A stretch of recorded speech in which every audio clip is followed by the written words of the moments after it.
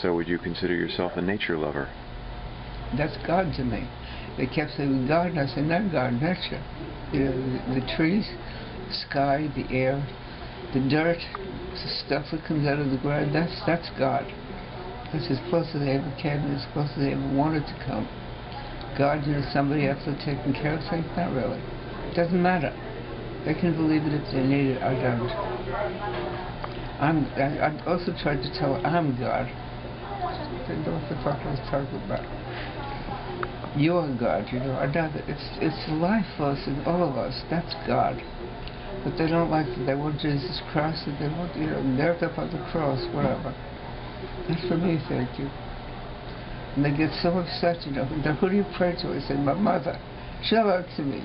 She'll, you know, if you needed something, Mom will come, you know, and she would come. Good mother.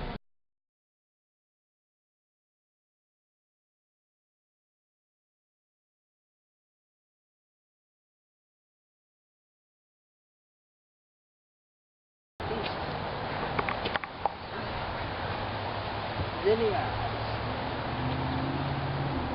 Okay, now, let's go.